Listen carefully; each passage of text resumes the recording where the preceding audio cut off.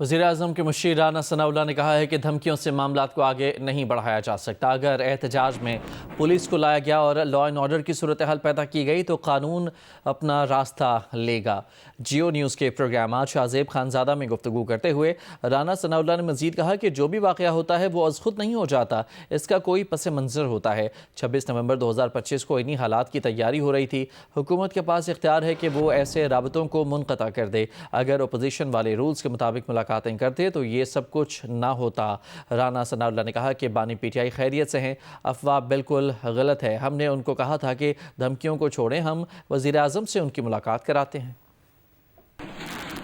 اس بارے میں فیصلہ تو کوئی نہیں ہوا، لیکن آپشن زیر غور ہے۔ سہیل افریدی صاحب ہیں، ان کو جس ایجنڈے پہ اور ٹاسکنگ کے اوپر ان کو چیف منسٹر بنایا گیا ہے، اب یہ اس ٹاسک کی طرف کس طرح سے آگے بڑھتے ہیں اور کیا جو ہے وہ لاہ عمل اختیار کرتے ہیں، اس کے اوپر اس بات کا انحصار ہوگا۔ اگر انہوں نے اپنے ٹارگٹ کو اچیو کرنے کے لیے بہت زیادہ جوش جذبے سے کام لیا تو پھر ہو سکتا ہے کہ پھر اس آپشن کے علاوہ کوئی اور آپشن نہ رہے۔ اس حد تک آگے جائیں گے کہ وہ فیڈرل گورنمنٹ کی جو پالیسی ہے یا جو اس کی ریٹ ہے اس کو اس حد تک ڈسٹرب کریں گے تو پھر یہ آپشن کانسٹیٹیوشن ہی دیتا ہے فیڈرل گورنمنٹ کو۔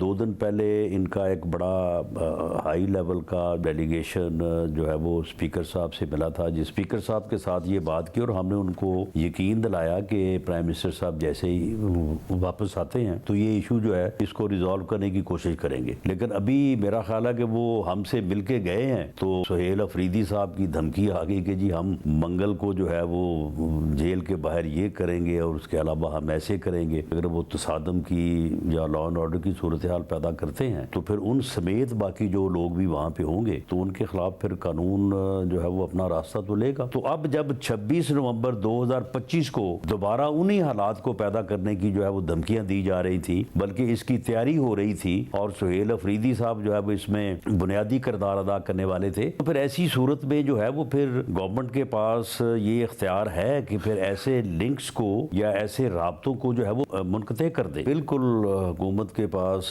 یہ پوری انفارمیشن تھی کہ سہیل افریدی صاحب اب کیا کرنے والے ہیں۔ 26 نومبر 2024 کی یاد میں 26 نومبر 2025 کو کیا کرنا چاہتے ہیں اور ان ملاقاتوں کے ذریعے سے ہی یہ سارا کچھ مینج ہونے جانا تھا۔ صبح پھر انہوں نے جو ہے وہ لا اینڈ آرڈر کی صورتحال ایسی پیدا کرنے کا پروگرام بنایا ہے کہ میرا خیال ہے کہ سبھی کو اٹیالہ جیل سے کافی فاصلے پہ ہی روکا جانا مناسب ہوگا۔ جہاں تک ان کی خیریت کا معاملہ ہے، بالکل وہ خیریت سے ہیں، اس بارے میں کوئی جو ہے یہ افواہ سازی جو کی جا رہی ہے غلط ہے۔